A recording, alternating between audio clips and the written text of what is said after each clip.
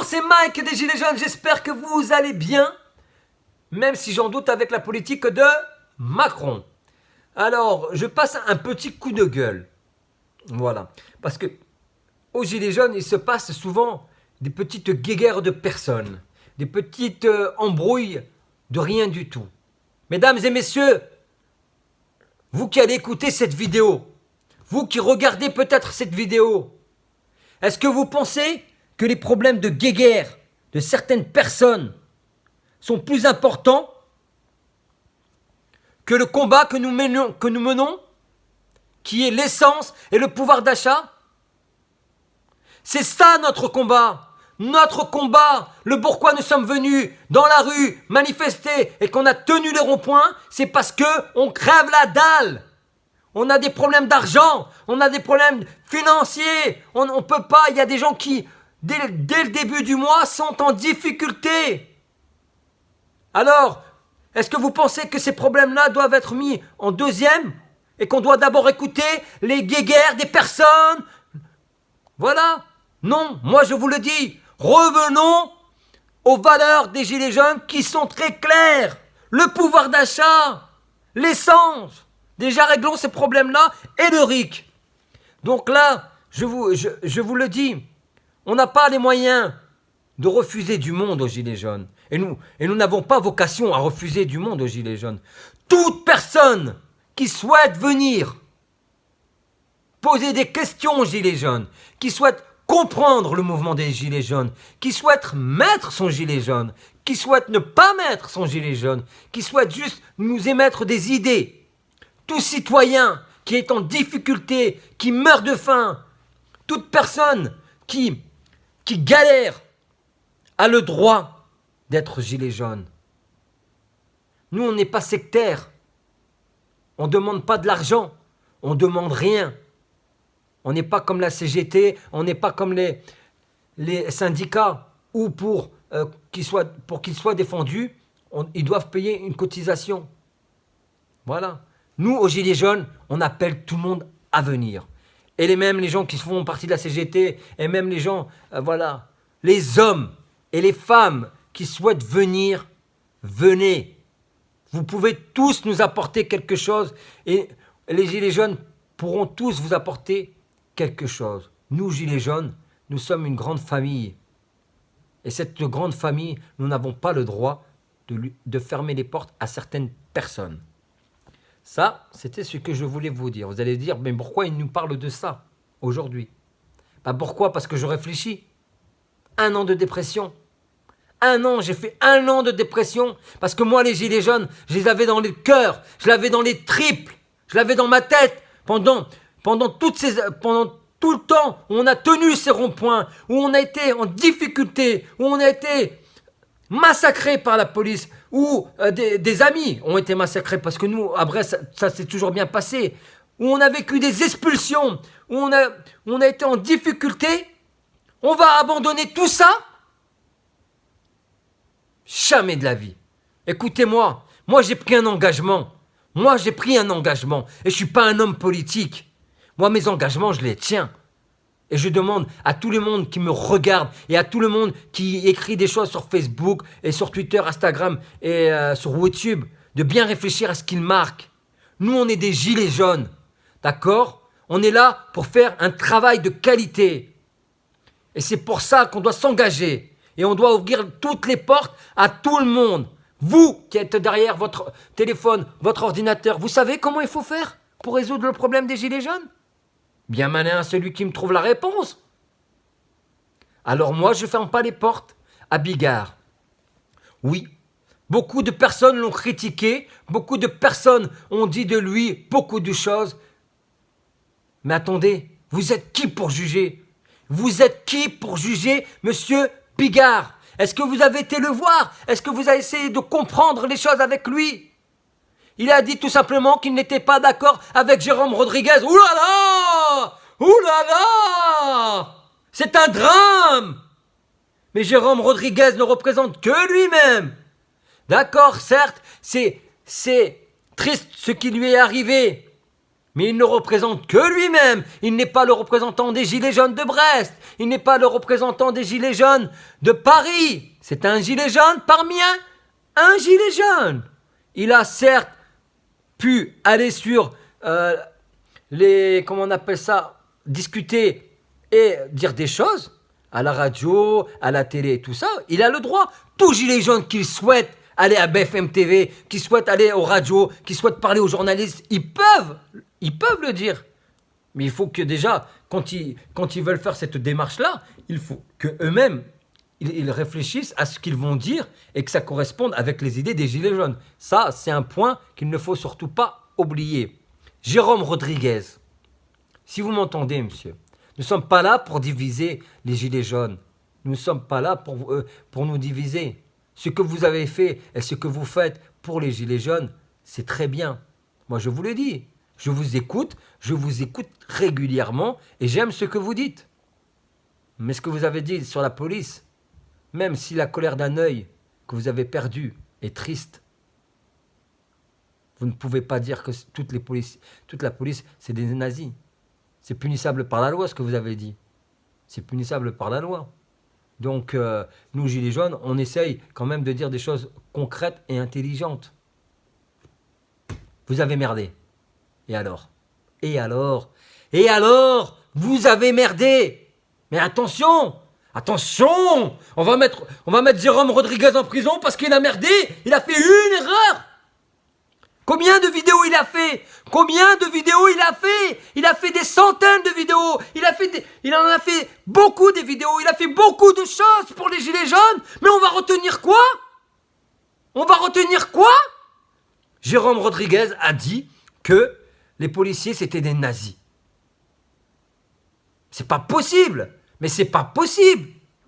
Il a dit des choses qui étaient très intelligentes. Pendant pas mal de temps, pendant 1 an, et on va lui faire chier pour une phrase. Donc, moi, je vous le dis, Jérôme Rodriguez, il a merdé. Moi, ça m'est déjà arrivé en tant que gilet jaune de merder, et bien merdé en plus, bien profondément. Mais, en tout cas, j'estime que toute personne qui a l'envie, qui a la foi et qui a le cœur pour venir aux Gilets jaunes, soyez le bienvenu. Toutes les personnes qui souhaitent venir aux Gilets jaunes ont le droit. Hommes, femmes, Chinois, Québécois, Noirs, Blancs, Juifs, Chrétiens, Musulmans, policiers, CRS, boulangers, boulangères, tous les métiers qui existent. On ne peut pas fermer les Gilets jaunes et dire on vous refuse. Non, les Gilets jaunes, c'est ouvert à tout le monde. À tout le monde. Voilà.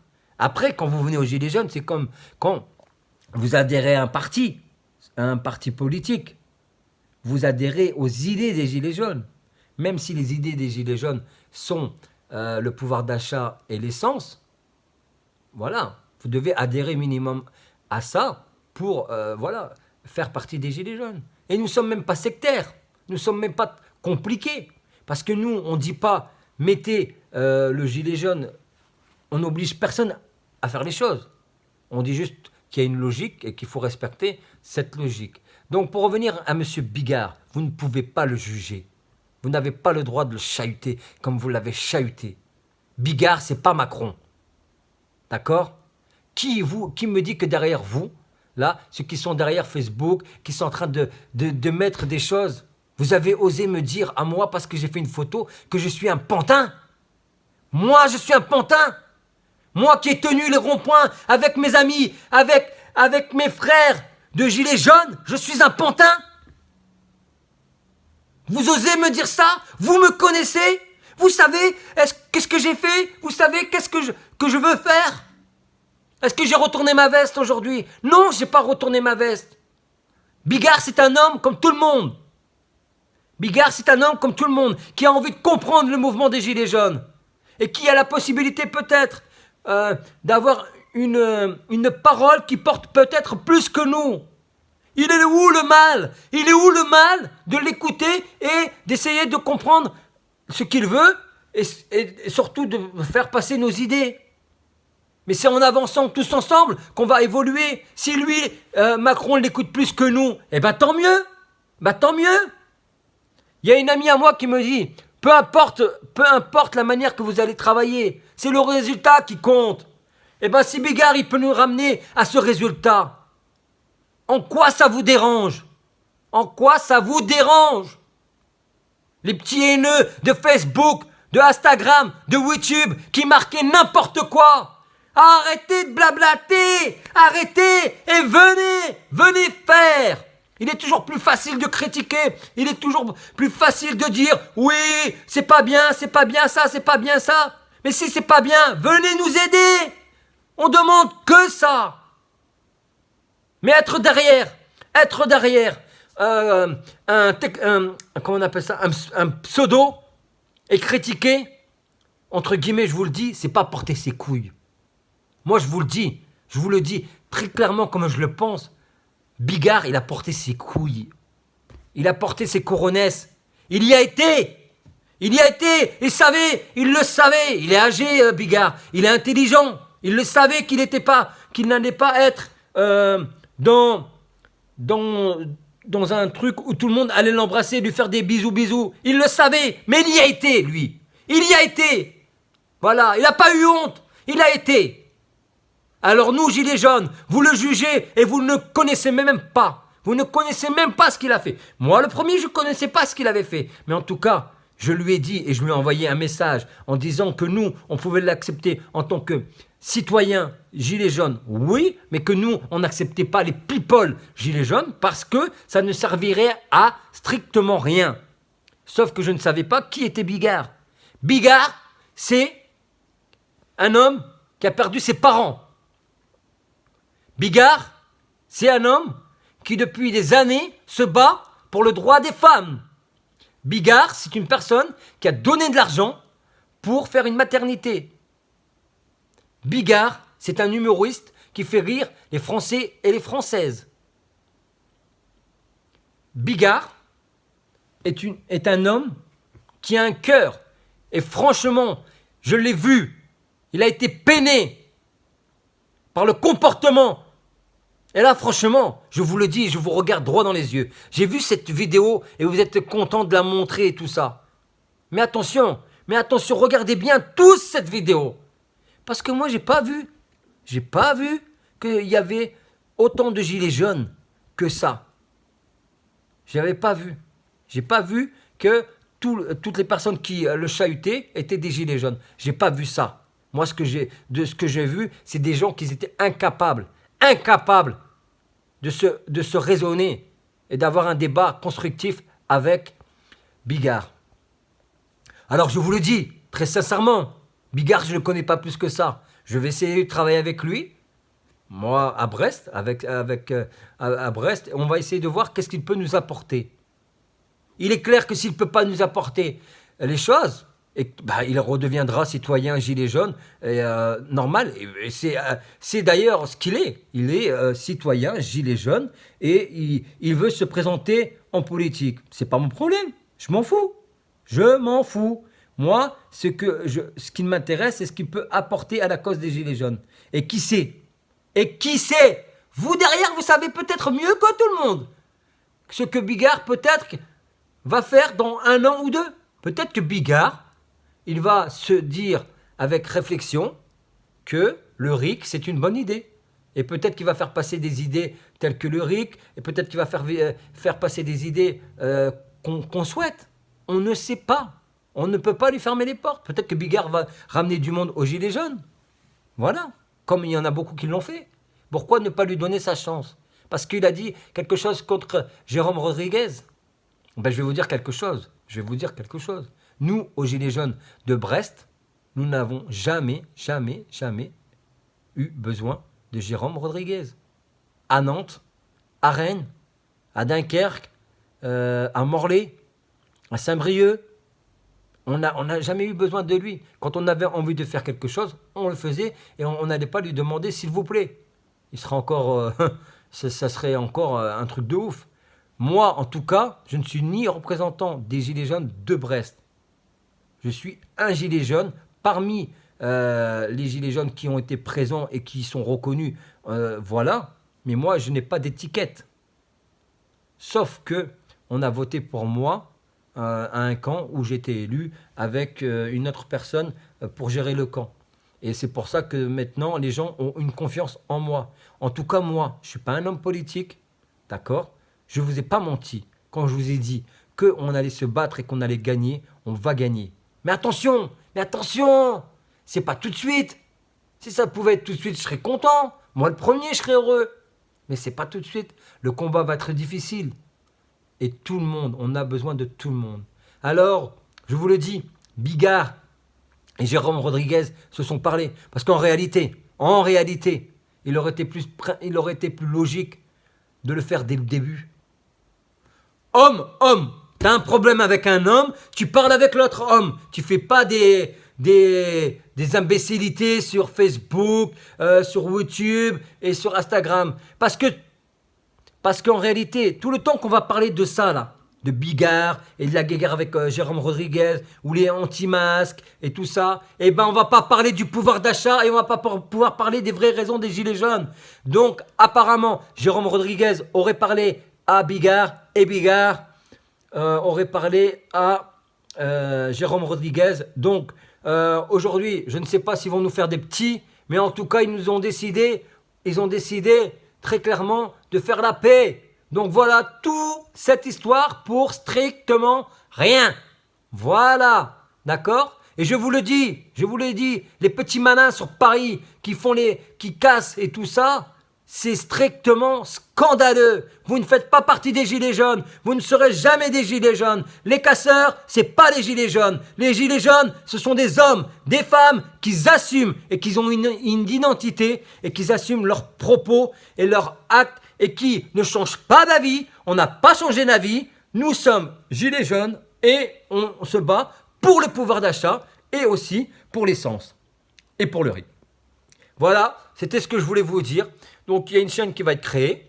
Si vous n'êtes pas d'accord avec les propos que je viens d'émettre, voilà, vous pouvez m'appeler au 07 67 26 10 46. S'il vous plaît, ayez les coronesses une fois dans votre vie. Celui qui n'est pas d'accord avec moi, il m'appelle et on va discuter. Aucun réseau social, aucun commentaire sur YouTube, Instagram et tout ça, pour moi, ça ne m'intéresse pas. Voilà. Et on va terminer, parce que on va terminer sur une bonne note. On est là,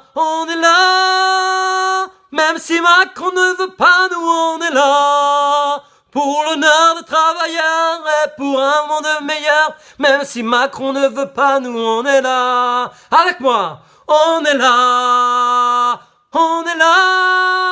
Même si Macron ne veut pas, nous on est là. Pour l'honneur des travailleurs et pour un monde meilleur, même si Macron ne veut pas, nous on est là. Et n'oubliez pas, c'est ensemble que nous allons gagner. Je vous aime tous, gilets jaunes, vous êtes tous dans mon cœur. Rodriguez, Jérôme, je n'ai strictement rien contre toi et j'aimerais bien te rencontrer avant de te juger. Mouah, à tous les gilets jaunes, mouah.